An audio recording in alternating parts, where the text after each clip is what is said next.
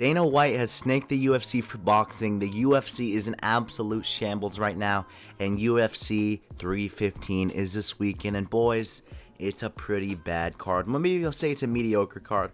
I'm just not that excited for this card. Usually 314 we're coming off of. I was really excited for 314. 314, that was a banger of a card, dude. Such good vibes in Miami.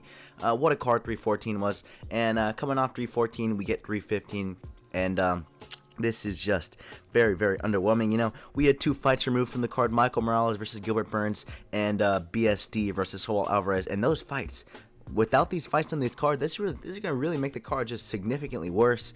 And let's make my predictions for the main card today, dude. I'm out of it, dude. Let's talk about it.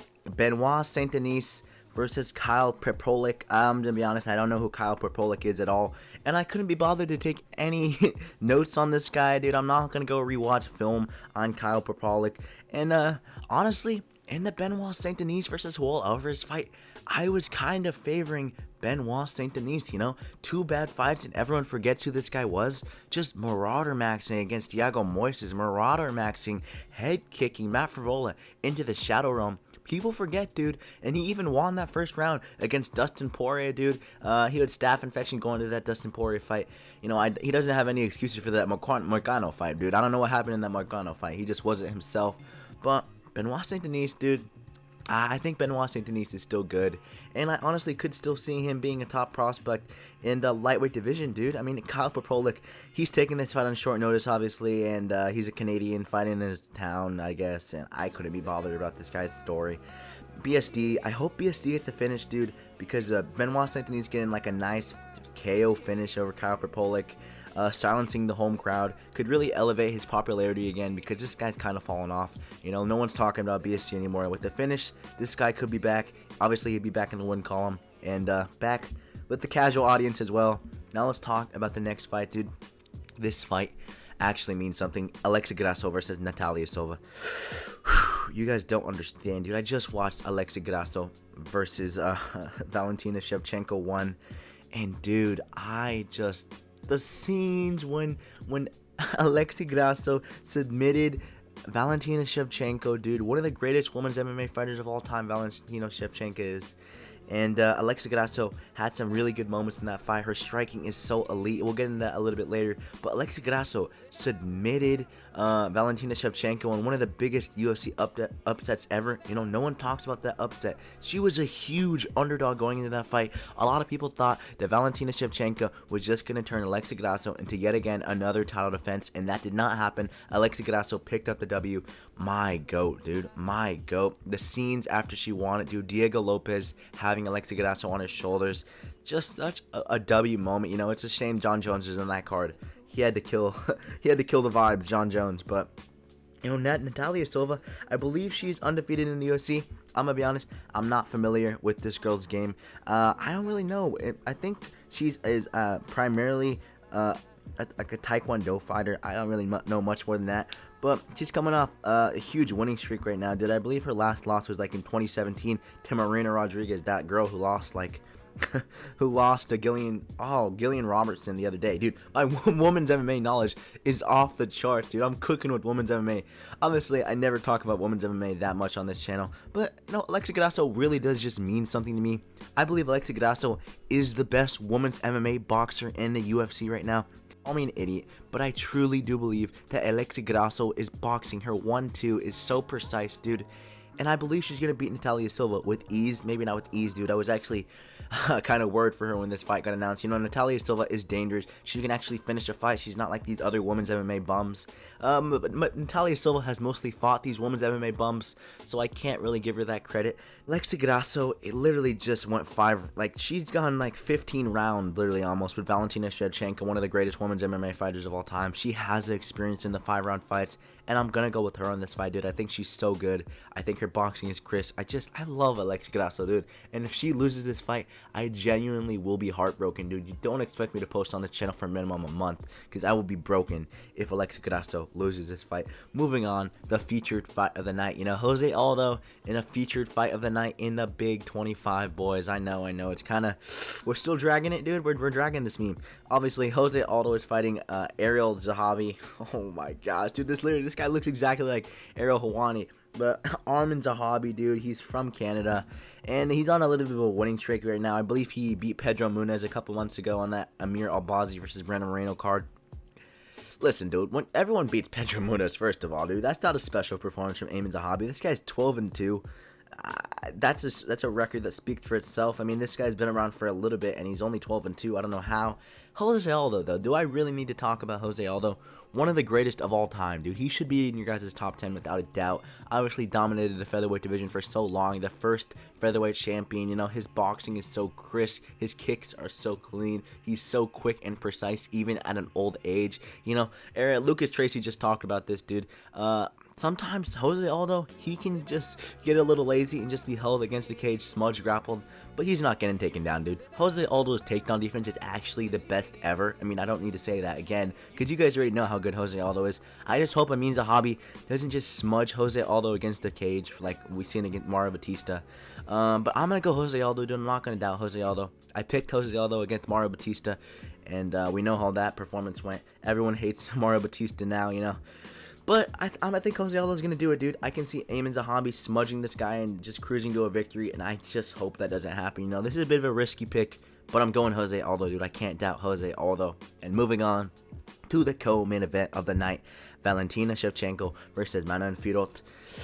Let me tell you something, dude. When this fight got announced, I was thinking about being different, dude. I was thinking about picking Manon Fiorot, and I just rewatched some of her fights, and I was still considering being different and picking her.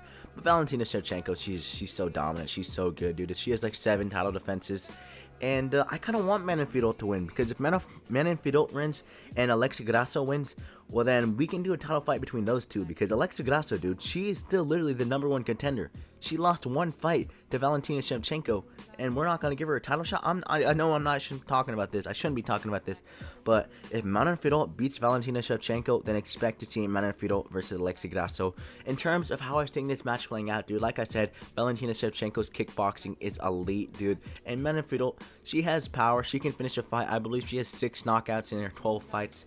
And that's a pretty good ratio for a women's MMA fighter. But it's just going to be one of those performances, dude. Manon Fiorot, obviously, she's one of those girls who, she has a little bit of aura around her. You know, we've seen it with Tatiana Suarez, you know. Ooh, big favorite coming to. I don't know who the odds are for this fight, actually. I believe Valentina Shevchenko is the favorite. But we've seen this, but like a couple months ago, we've seen what Tatiana Suarez go against Zhang Weili. Everyone was saying Tatiana Suarez was the female Khabib. Oh, she was going to ragdoll Zhang Weili.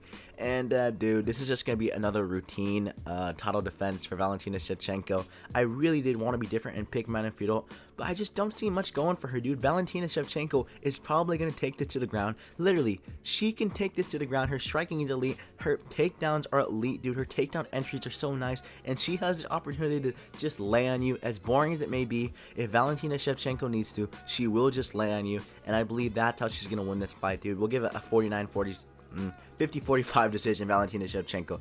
That is my prediction. And now let's talk about the big fight. Bilal, remember the name, Muhammad versus Jack Della Maddalena. Dude, I don't know who's going to win this, but do I? I actually do.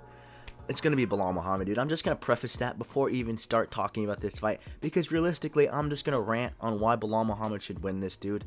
I'm not very fond of JDM, dude. This guy has one good win, dude. He fluked to win over Gilbert Burns. That was an old Gilbert Burns, and he was losing that fight.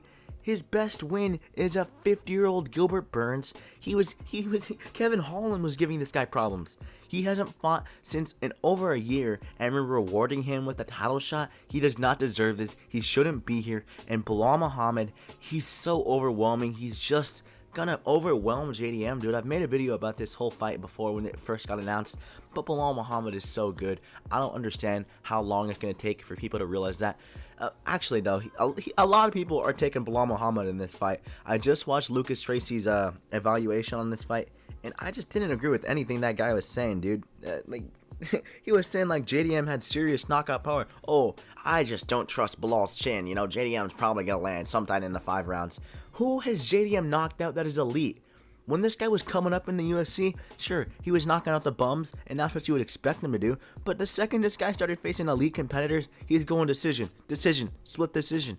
Brother, He went to a split decision with Basel Hafez, dude. He went to a split decision with Kevin Holland, dude. And he only finished Gilbert Burns because he fluked a knee on him, dude.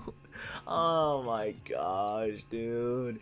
Burns was old in that fight, and he was still just better than JDM that entire fight.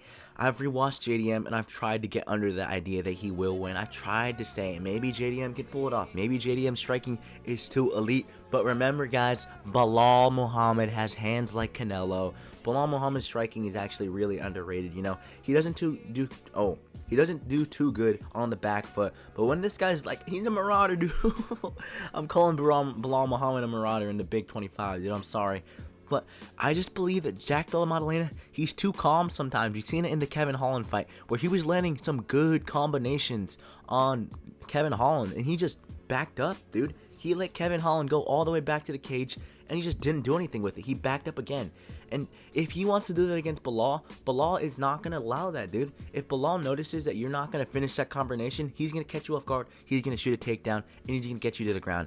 JDM is too calm sometimes. I've seen people talking about this like an advantage. It's not an advantage, dude. They're saying, oh, it's good to be calm, dude. JDM knows when to strike. He's precise. And no, dude, we've seen this many times when fighters just try to pick out their shots against elite competitors. It doesn't work. We've seen it against Lerone Murphy and Josh Emmett. Josh Emmett was waiting that entire fight to find the shot to win him the fight. It didn't work. We've seen it against Carlos Prates and Ian Gary. Ian Gary was just waiting for Carlos Prates to land the shot, but he successfully avoided all the shots. And I just don't believe that JDM even has knockout power. A lot of people automatically are just saying JDM has knockout power. Where did this come from, dude? Where did this come from? JDM knocked out Danny Roberts. Danny Roberts, he knocked out Pete Rodriguez. Do you know who Pete Rodriguez is? Look me in the eyes, and I'm going to ask you, do you know who Pete Rodriguez is? Because I know.